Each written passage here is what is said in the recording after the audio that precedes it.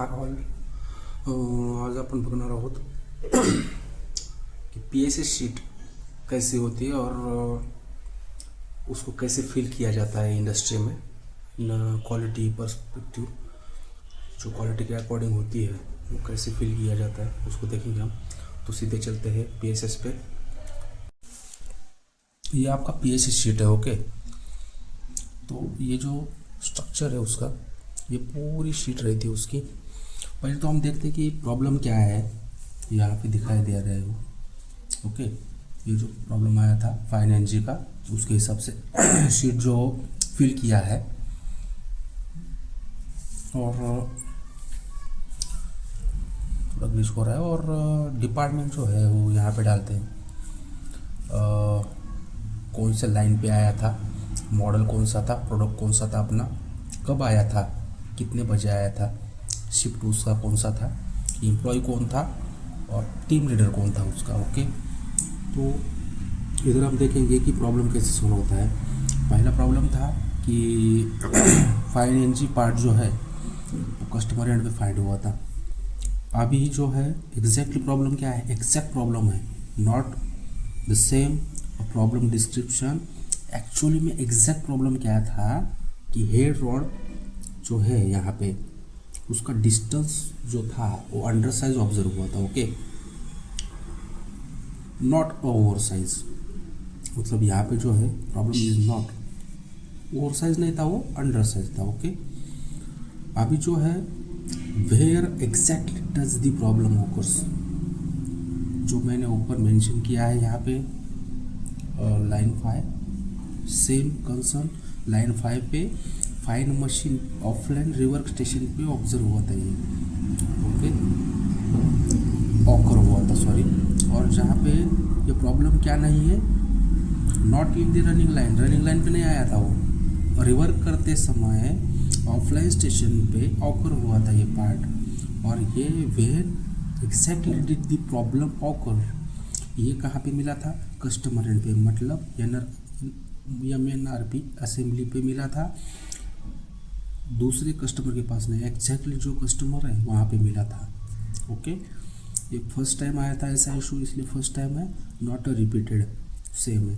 Containment action होता है जिसका प्रॉब्लम आया है, जिसके कस्टमर कंप्लेंट आई है, उसका एक्चुअल में कंटेनमेंट एक्शन होता है, जो कि सेग्रीगेशन एक्शन रहता है. उसमें पूरा मटेरियल जो है अपने पास वो सेग्रीगेट करते हैं. कंटेनमेंट डिटेल जो है वही पार्ट के लिए हमने यहाँ पे, जो एक्चुअल में वही पार्ट था यहाँ पे दिखाई दे रहा है, उसका कंटेनमेंट किया था 1160 का. सभी पार्ट जो है वो एक्चुअल में मतलब ओके मिले थे. अभी इसका रिस्पॉन्सिबल कौन रहता है, तो एक्चुअल अपने पास जो क्वालिटी की टीम रहती है उसका डेट और टाइम, यहाँ पे डेट लिखा है, टाइम मेंशन नहीं किया है, ड्यू टू तीनों शिफ्ट में हुआ था. ओके, तो स्टेटस कंप्लीटेड है, इसलिए पूरा सर्कल यहाँ पे बना हुआ है. अभी एस्केलेशन किसने किया था, कस्टमर ने किया था. और कहाँ पे किया था, अपने पास किया था, मतलब MFOQ और CBSC. Okay, responsible for problem, हम रिस्पॉन्सिबल है इसलिए हमारा नाम यहाँ पे, टीम लीडर्स यहाँ पे आते हैं. जो यहाँ पे एनालिसिस डेटा है वो पार्ट मिला था, यहाँ पे डेट है उसका, शिफ्ट है उसका, सीरियल नंबर, वो पार्ट रिसीव नहीं हुआ था इसलिए सीरियल नंबर नहीं डाला. यहाँ पे पार्ट का सीरियल नंबर रहता है. ओके, यहाँ पे फिशबोन डायग्राम है, इसमें इस पे एनालिसिस करते हैं. मैन मेजरमेंट मशीन मेथड और इन्वायरमेंट मटेरियल, ये 6 टॉपिक के ऊपर यहाँ पे एनालिसिस होता है. और यहाँ पे प्रॉब्लम डिस्क्रिप्शन लिखते हैं जो एक्चुअल में था. Head rod distance under size observe हुआ था. तो मैन में कौन सा फॉल्ट था कि उसने SOP फॉलो नहीं किया था, और लैक ऑफ SOP अवेयरनेस, उसको SOP का प्रॉपर नॉलेज नहीं था, और पार्ट को इम्प्रॉपर हैंडल किया था. ओके, मैन में इतने टॉपिक्स आए, मल्टीपल टॉपिक्स आते हैं, आप क्या इस पर डिपेंड है क्या क्या फॉल्ट आते हैं.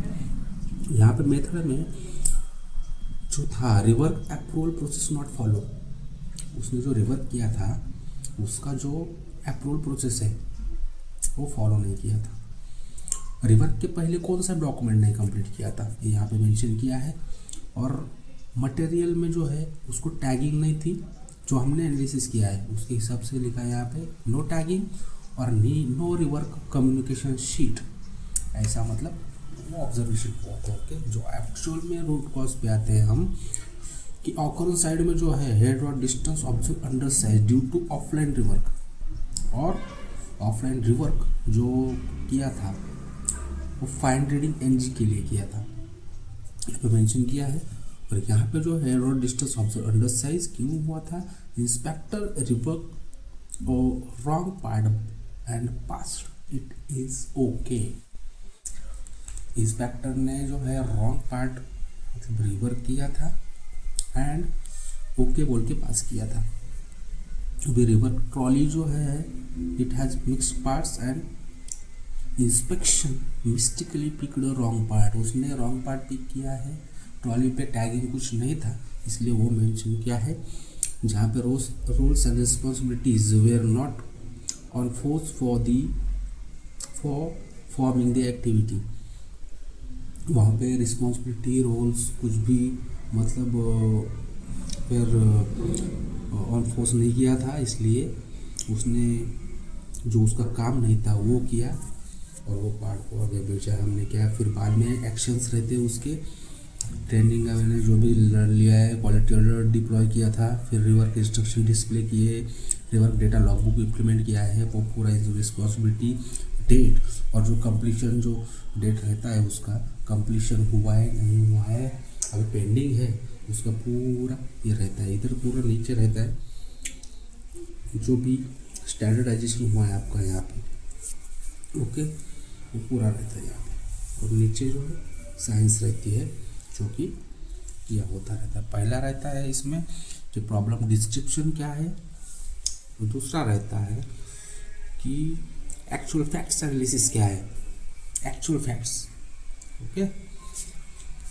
फिर रहता है कि कंटेनमेंट एक्शन आपकी क्या रहती है, फिर आपका जो डेटा एनालिसिस है, इफेक्टिव एनालिसिस रहती है। फिर यहाँ पे जो है रूट कॉज एनालिसिस जो है हम फिशबोन डायग्राम पे रहते हैं। यहाँ पे पूरा ऑकरेंस साइड से, डिटेक्शन साइड और सिस्टम साइड से हम एमसी, आरसी और टीआरसी करते हैं। यहाँ पे एक्शन जो भी लिए हमने उस पर रहते हैं और फिर बाद में स्टैंडर्डाइजेशन में क्या क्या डॉक्यूमेंट अपडेट किया है वो रहता है। फिर नीचे जो रहती है जो ऑथराइजेशन प्रोसेस रहती है उसके साथ रहती है, ओके। तो ये है पूरा पीएसएस शीट। उसके बाद जो डॉक्यूमेंट अटैच हुए हैं उसको ये रहता है क्वालिटी अलर्ट से हो, ओके। ट्रेनिंग रिकॉर्ड में रहता है उसका, तो पूरा डेटा कंप्लीट करना पड़ता है। ऐसे ही मतलब और पीपैप के लिए भी हम कुछ वीडियो बनाने वाले हैं, तो देखेंगे उसका क्या होता है। जल्दी बनाऊंगा और जल्दी पीपैप के ऊपर भी एफएमई, डीएफएमई बहुत कुछ टॉपिक्स कंप्लीट करने जो मैन्युफैक्चरिंग रिलेटेड होते हैं, क्वालिटी के रिलेटेड होते हैं, तो देखेंगे हम इंजीनियर्स कॉर्नर पे। Thank you for support.